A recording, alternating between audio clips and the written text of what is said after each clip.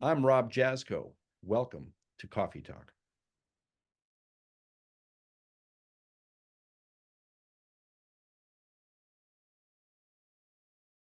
Hi, everyone. I'm Kim Perlak. I'm the chair of the guitar department, Berklee College of Music, and welcome to another Coffee Talk. We're joined as usual by our assistant chair, Sheryl Bailey. Hey, Sheryl. Hey there. Now, for if those who are watching, I don't know if you can see, I have a different cup today. I have Space is Mm, the Place. Ooh, I love it. I love it because Sheryl is on the road in New York City, about to play Mhm. at Lincoln Center. So wow. Wow. that's great. We're glad that you're here before rehearsals start. And I'm holding down the fort in the office with my official Berklee Guitar Department coffee mug. And right next door to Ben Cody, our senior coordinator, who is also joining us as usual. Hey, Ben. Hi Kim, how you doing? Doing good. And our guest today is Rob Jaczko, who's the chair of music production and engineering, MP&E at Berklee College of Music. Hey, Rob. Hey, Kim. Hey, Cheryl. How you doing? Hey, Ben. Great to be here, enjoying the illustrious list of visitors you've had over a period of time. So I'm anxious to chat with you. Oh, this is great. So the first question is about coffee, or whatever it is that you drink to get yourself going. I see you have a mug there. Um, what do you drink? Well, I started with coffee and I got to the office and I Mhm. switched to tea for this. I don't Mm. know why, but I had asked you before we started rolling, is it appropriate to drink tea during coffee talk? It seems sacrilegious somehow, but that's where we're going today. So is that normal for you? Do you switch it up between coffee and tea, and is there a reason? Yeah, it's a little less heavy. Hmm. It's a little less oily, and so a little Hmm. Earl Grey. It keeps us sort of caffeinated and moving on towards our meetings that we do at Berkeley so much, and all the other things that are the demands of our job. It's just a nice transition from the car to the office. So we're in Earl Grey land right now. I like it. So, okay, Rob, so in your career, you've done so many late nights, and is this now, okay, now you're the chair. So this is your routine. You have coffee, you get in the car, you have tea. What was your routine with caffeine and related beverages when The you were related in a beverages. different phase of your career? Right. Well, there was a phase of my career when I was a staff engineer at A&M Studios in Hollywood, Hmm. where I was, as a staff engineer, the gig was making records every day, all day, to the exclusion of all else, which is actually a period of time in my life that I look back on, fondly in the fact that today, and I know all of you can resonate with this, we are experts at multitasking. We're doing 100 things. The texts are coming in, we're doing emails, we're fielding issues. And yet, at the core, we are creatives. We got into this business, all of our business, through our love of music and performance and recording. And when I look back at the days where I would spend 18 hours a day, 6 days a week, just working on records, I love the monotasking aspect of that. And and so I miss those days. But I would say the caffeine routine was probably more in exercising the espresso machine. This was before prepackaged Nespresso pods. You actually had to get your espresso grind and really learn how to make a proper latte or a double espresso. And in fact, as we would train interns at the studio, we had a full-on, coffee station with, the $6,000 Italian espresso machine and everything. And if you can get the responsibility of getting the milk temperature right and not scalding it and actually delivering the drink, that's a good step towards handling microphones and being allowed more responsibility in the studio. If we can't get the coffee order straight, I don't know if I can trust you with, Joe Cocker or Bruce Springsteen on the other side of the mic. There's so much there. And I think that all of us are laughing because we're all relating to this. And I want to say very proudly that when I was in a younger phase of my career, I was known as the coffee queen. Wow. Yeah, yeah, because also not only do you have to get it right, you have to know when people need something. Absolutely. It's the radar. It's that And session yeah, radar of exactly. And then if you can slide in at the right moment with exactly the right thing, then you're the person who can get things. You can person who the can get person. things done, the person who knows how to do the thing. It's so true. You know, it transcends coffee, and you make a very good point. We saw some incredible careers launched from interns that absolutely knew the Los Angeles menu directory by heart. So as you could see the trend of the room going Mediterranean, that person would come in the room and have six choices for Mediterranean food. And again, it engenders trust. It's like if this person comes in and they're the most valuable person in the room because they know the menu book, we can probably train them to take on other more technical responsibilities. So I appreciate what you said, Kim. Yeah, my grandmother used to say almost any day can be improved with a sandwich and a cup of coffee. And, Good on you, Grandma. and sometimes that's all you have too, Right. because That's it. people already have everything else they need, but they're just stressed. That's it. That's And true. that's the thing. Rob, what was your age range when you were in that phase when you were making the records 18 hours a day? Well, the brief synopsis is I went to Berkeley. I came at 17 years old. I Mhm. started in then the 7-week program, which doesn't exist Mm. anymore, in the summer of 79. And Ron Savage and Terry Lynn Carrington were my classmates that fall. So we were contemporaries at the time. And I graduated. I'm a drum set principal. I was a drum set principal. I own drums these days. That's how I Right. contextualize my relationship to my instrument. Um, but I graduated in 1983 at 21 years old and immediately got a full-time job at a recording studio, first in Boston here at Blue Jay Recording Studios, which became a legendary destination for recording jazz. We were working with Pat Metheny and all these acts at the time, Bob Moses and others. And after 6 or 7 years of staff employment there, I had the opportunity to move to Hollywood. I was solicited to join the staff of A&M Studios. I did not have any plan to move to LA or look for employment there. They got my name through a referral of for someone that I had worked with previously who had done very well. And they said, "Who trained you? Where did you come out of? Are there any other folks that were trained in your excellent way?" And I got a call one day, and by the end of the call, there were tickets waiting for me at Logan. They picked me up in a limo. They put me up at the Roosevelt in Hollywood. The next morning, I toured the facilities of the A&M lot, which was 5 studios and mastering, the record company and publishing, all the enterprises of A&M.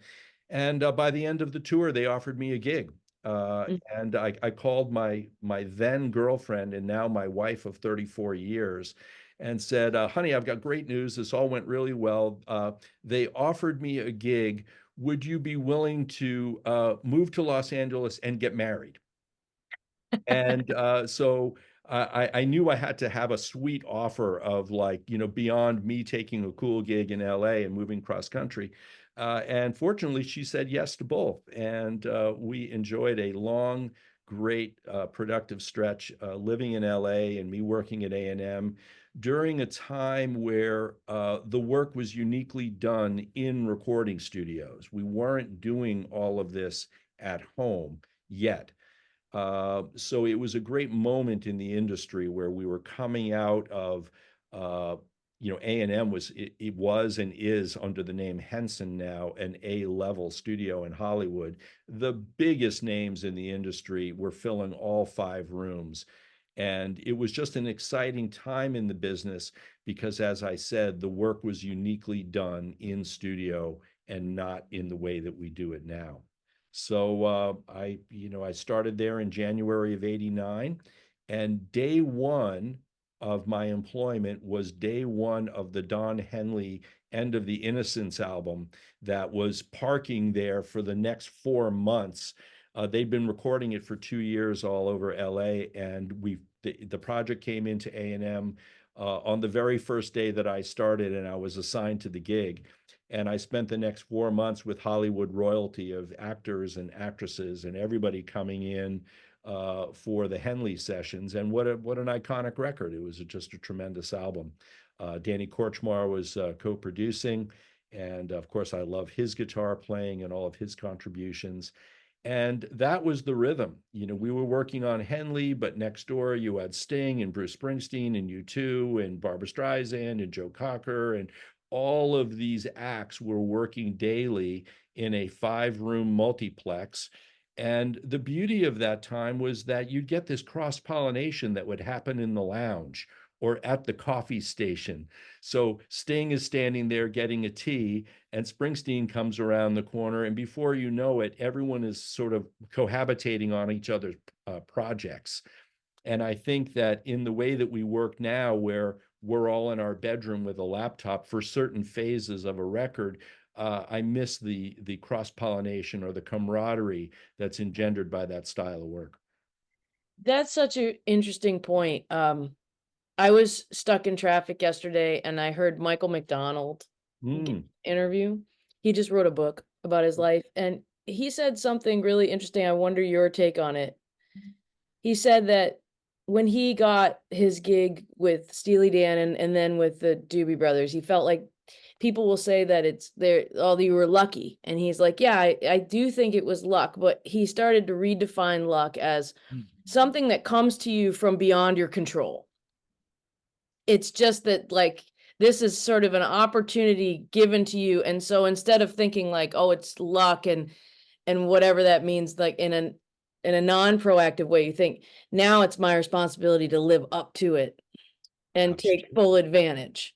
And those are those big moments in your life where something comes to you and you really work toward it, embracing it. And he said one of the things he learned from that was that instead of looking at it like, well, I'm not the best keyboard player in the world, or I'm not that, he said there was something about what I was doing that was a really great fit and that was different and significant. And so I trusted that and then tried to use everything I had to live up to the opportunity. And I thought, what a great way of putting that, because I think that's, and I'm sure you relate to that because you were fairly young when you got this huge job. Yeah. You know, Well, and you had it's to the do it. intersection. You're right, and it's and he's right. It's the intersection of opportunity and preparation, Right. you know, and also humility. You know, understanding there were moments, and I will confess that as I scanned the room and I saw all of these icons and legends, and I was responsible for my piece of this puzzle, and I'm looking around going, "Wow." Welcome to Hollywood. I feel a little bit like Country Mouse goes to the city, and all of a sudden I'm swimming in a different depth here, and the responsibility to actually deliver and develop those professional skills was acutely aware to me, you know, at the time. So I agree, and I know that many of our young graduates go out there and they face the same things. You know, they have a certain amount of preparation, and we do the best we can at Berklee to model an environment that is commensurate to what the expectations are professionally, so that it's not school is a dumbed down version of the industry. School is your boot camp for, you know, a seamless transition into the industry. And I think that for me personally, Berklee and my musical training and my technical training allowed me to get the first gig at Blue Jay, flourish there, get the chops together, especially the interpersonal skills. The technical things are understood that you need to master those and be artful, but it's also learning how to deal with people and deal with big egos. And that was sharply in focus when I got to the next stage of working at the highest possible level, where you open the door, Barbra Streisand standing there, and you're like, oh crap, you know, that's pretty intense. How do you behave and how do you get the job done when Barbara has an expectation of how it runs? So what a fabulous training. And by the way, Kim, I did work on a Michael McDonald record and got to spend some time in a room with him. What a talented guy. Oh, that's great. I love that. Are there other lessons? You've already started to touch on this, but what are some of the other things that you feel like you've brought into your current work from that time? Like, what are other things that are important to you from then? Sure. Again, I think it's that blend of personal composure and preparedness, and just the implicit mastery of the technology. I mean, the tools just have to be so invisible in your command of them. I drive a stick shift car to this day. It's my favorite thing. It's the act of driving. But if I'm going to Kim's house, I don't think about the mechanics of clutch and brake and shift. I'm just going to Kim's house, right? And I think in record making and all of the tools that we have available, they're just vehicles towards making art. And at the same time, there are big personalities in the room. So like you're balancing these sometimes opposing requirements of technical solutions to art making and some really intense expectations from the high level artists that you work with. All of those things, I think, prepared me for a personal transition of ultimately leaving LA and coming back to Boston and getting re-involved in the Berklee community. I couldn't do the gig that I do now without having all that underpinning first. Right. I mean, I wonder in the studio, and probably it translates to other areas too. But with all the technology and all the expectation and all the polish that people expect, you're trying to capture these moments with people. And how did you learn to listen so that you can capture some of that intimacy and things that are really personal without feeling that pressure to kind of let perfection almost erase some of that Mm. specialness? Like, how did you learn to do that and kind of hold the line when maybe there was a call for more polish? Right. Your radar needs to be fully up to know when the emotional resonance is at its peak. And Mhm. that's not always in sync with technical perfection. I mean, Right. look at some of our favorite records. Listen to Ray Charles or Aretha or pick an icon. Mhm. uh, there are moments where things are distorted and things sound a little off, but the emotional resonance is so high that you would never go back and try to tune the tail end of a line that Aretha sang for some scientific reason. The balance between the application of technology and the great capture of art is recognizing where that line is. You know, knowing when the emotional peak is there. Yes, I would like it not to be distorted. I have technical requirements that, you know, my job trains me to look at. But first and foremost, and I think the more years that I've done this, it's less about a science project and more about the Hippocratic Oath of do no harm. You know, really pave the way for artists to be as free and not feel as vulnerable as I know they tend to feel in the studio, which is by definition, a somewhat clinical setting, and Mm. allow great things to happen. And when they do, be and record, for goodness sake. Mm. There's no run through.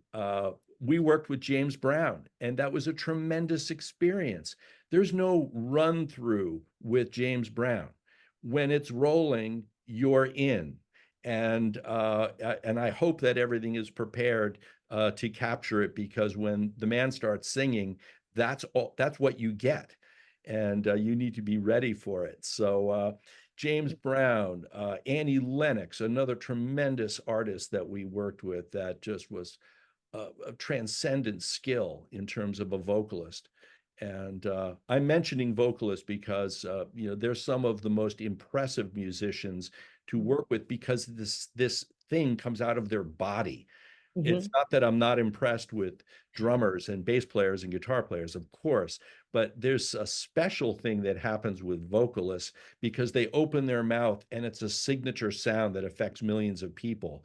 And when Mhm. James Taylor is standing in front of you and starts to sing, you're like, oh my goodness, that's Mhm. the sound, and it's coming out of this person's body. Mhm. So my allegiance is always performance first, emotion first, and all technology secondary. But that being said, be mightily ready when it happens. I want to ask you a question going back to something you said about the great thing of having multiple studios and then people come out of sessions and talk to each other. I think that it just brings up how important the human element is, especially if you're feeling like excited about something or insecure about something, then you run into someone else at your level and you find out what they're feeling secure or insecure about. It puts everything in context in a healthy way. And so I kind of brings me to this question of what do we gain when we can record everything at home? Maybe we can't in the same way, but when we feel like we can record everything alone, and what do we lose? And how do you help people find a balance now when some of the attitude is like, well, why would I go to a studio because I could just stay in my room and make everything perfect and good enough? Yeah. What are your thoughts and feelings about where things have gone and how do you bring people into balance? Yeah, it's a loaded question for sure. Obviously, we learned new skills during COVID because we had no other choice.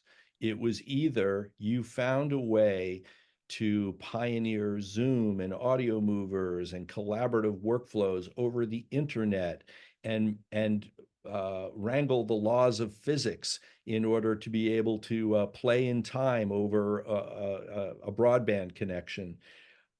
We had to learn things because there was no other alternative. And of course, in the post-COVID era, we still embrace some of the things that we learned because they're actually good tools. But at the end of the day, I don't think that there's a substitute for the chemistry that happens when you put human beings in a room together to play music or perform art. Now, we're lucky at Berklee College of Music. We have 6,000 handpicked musicians roaming the halls. And this opportunity to have that real-time engagement of artists together is something that maybe others will chase for their whole career. It's not as readily available. So do we work by ourselves? Well, there are moments where we can and maybe we should. But I don't think, for my personal aesthetic, for my taste, that there's anything that replaces that thing that happens when the drummer gives the nod and the guitar player answers the lick and the bass player responds to those two events. That's unscripted. That's just interaction that doesn't happen when we serially lay things down by ourselves. And it's not that I'm a Luddite or you can't make compelling art. And I can cite some artists that do incredible work. Imogen Heap, for instance, she's a genius at layering her parts. And she does this in such an artful way that perhaps it doesn't lend itself to ensemble capture, if you will. So there's no absolutes in the answer, but my personal aesthetic treads towards being with people in real-time space. Yeah, I don't think you're going to get an argument here. And I'm looking at Sheryl specifically, and I want to hand it over to you, Sheryl. What's on your mind with all of this so far? Wow, a lot of things. I mean, I love what you're talking about the community aspect. And also, the skill that a great engineer has. You kind of alluded to that when you're working with an artist and they might be hitting a block or feeling anxious, to work with uh, an engineer that gives you that space and knows how to, because sometimes those things can spiral out of control, and Totally. then and then this whole session's shot. And I've been in situations, either my own, where I maybe started to feel that, and I had a good engineer and said, "Hey, let's just take a break," or whatever we needed to do to sort of like reset the scene. And I've also been a side person with somebody who starts to, a leader that just starts to get insecure, just, can be really stressful. So also having that skill, not only, as you're saying, like the technical skill to get the sounds to sound great, but to sort of navigate a session in a way. But maybe too, I've been with some engineers that maybe I've observed them kind of steering it in a way that I was like, nah, I don't know if I would go back to that. It's a tricky line. It's a tricky Yeah. line. I think And a I minor in psychology should be required. Yeah, but I also really love what you're talking about musicianship. Like, obviously, you're a great musician, and you know your skills as a musician inform everything you do. And Absolutely. sometimes I do run into some students that say, "Hey, I don't need to work on my playing because I'm gonna be recording person." And I Mhm. know where you're coming from on that because I always feel like, well, you're gonna record at your level of musicianship. So the higher your level of musicianship, the better musicians you're gonna record. So anyway, one I thought you can kind of grab on any of those. I was just thinking because you're in the era from we were talking before the uh, podcast about tape and old Yep. tape. So you're in that time because I remember my one of my first recordings was on tape, and I remember the guy with the razor blade and that Sure. kind of editing.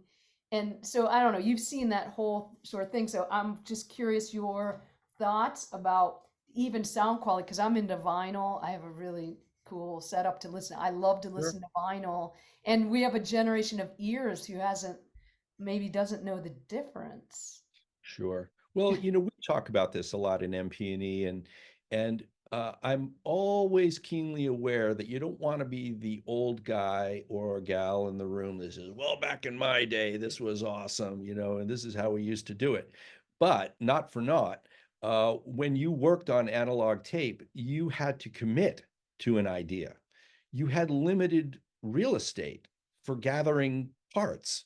And if you played a guitar solo on the last track, you had to make a decision right then and there whether you could actually do it better and erase the one that we all liked before.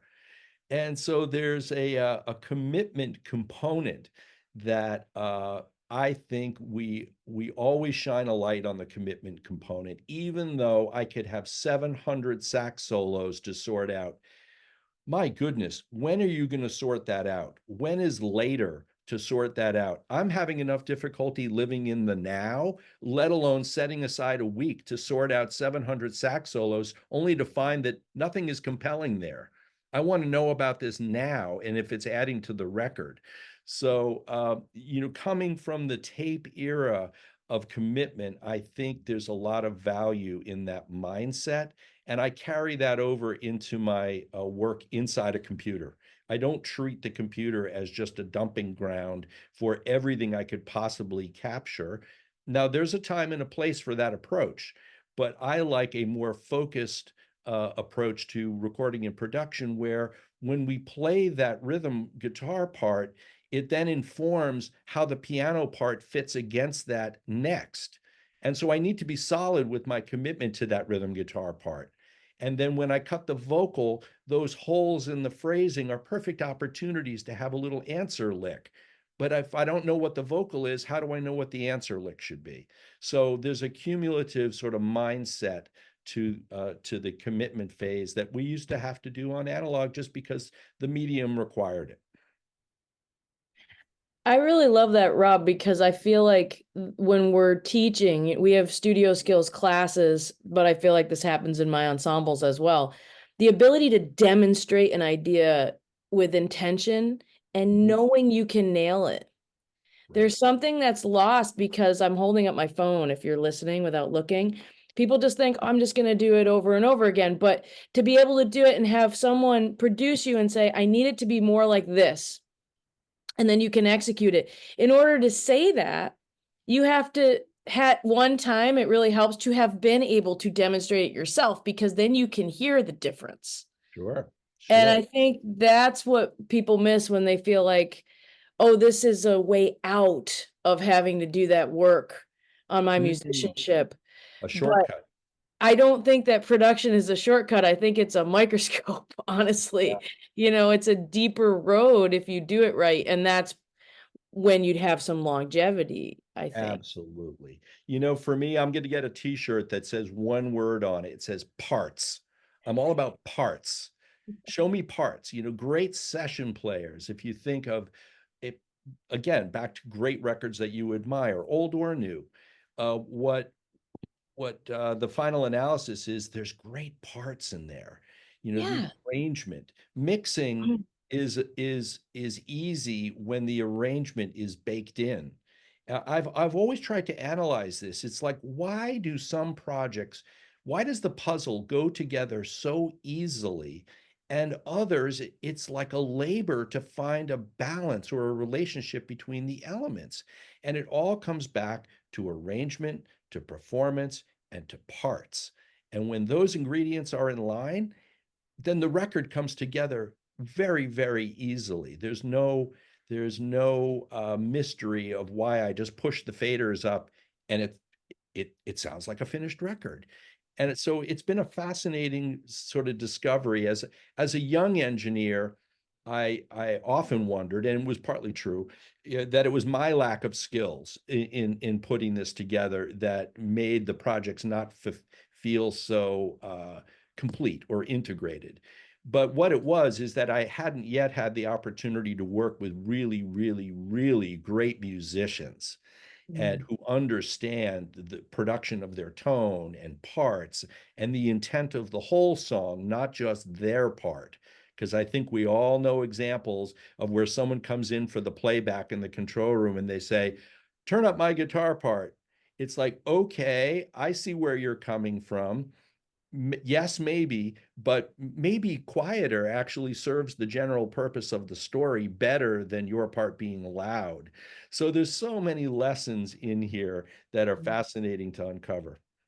Yeah, that's true virtuosity, is serving the music in that moment for what that is, and, being mature enough to do that, I think.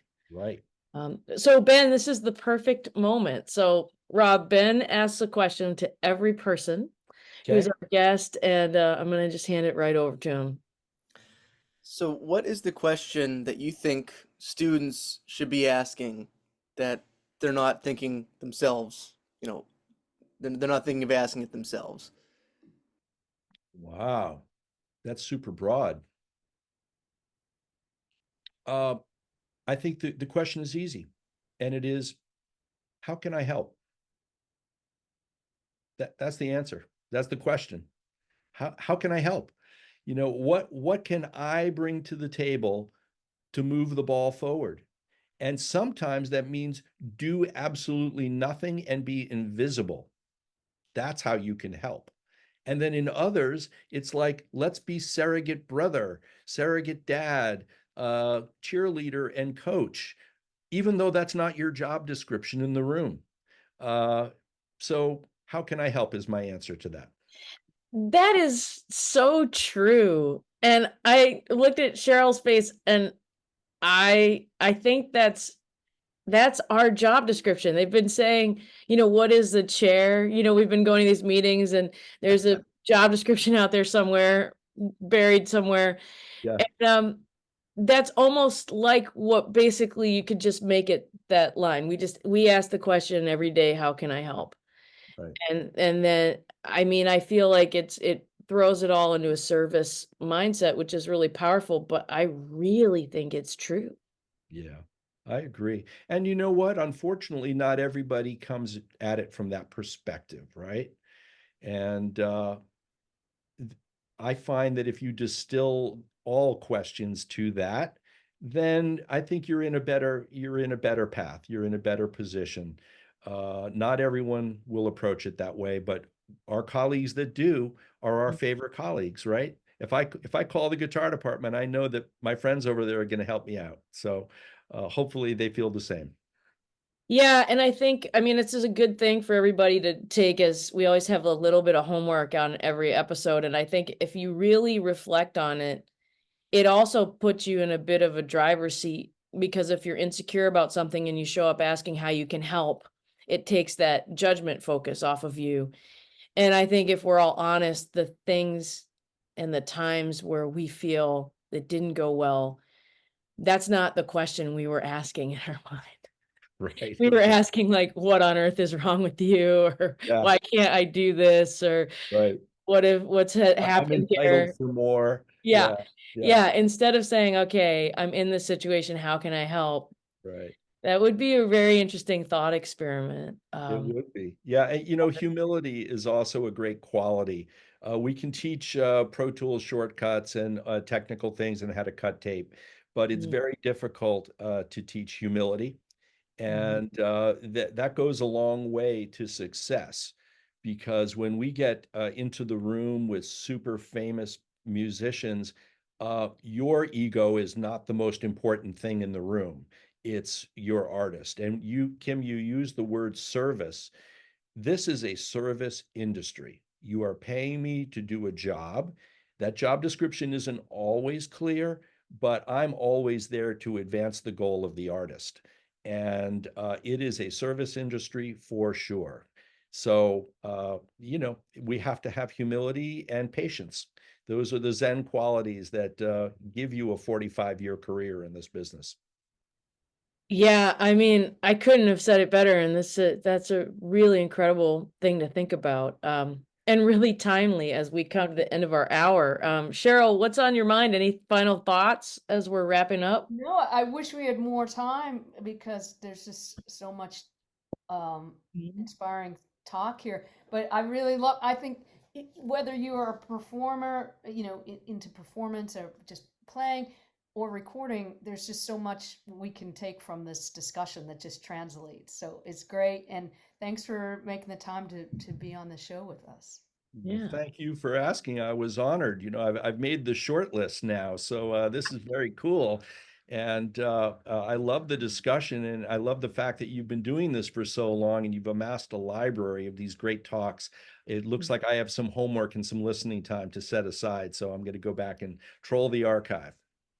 Thank you, Rob. Ben, what about you? Any final thoughts Yeah, today? I think this was amazing because I know a lot of times we kind of end up, I think, in the topic of, talking about practicing your scales or practicing your arpeggios, but I like that we kind of took a deep dive in kind of the intangibles of, humility and, just the situational aspects that I think are equally as important as, knowing all the parts of that you're playing as well. So I think it's really great that we're able to go into that. Cool. Great. Cool. All right, everybody. So we're gonna keep hanging out here in the guitar department and in MP&E and start planning for part 2. But we'll be with you all on the next coffee talk. So until then, caffeinate and Bottoms up. Thank you. think about Rob's mandate here. How can I help? See you next time, everybody. Thank you. Good night.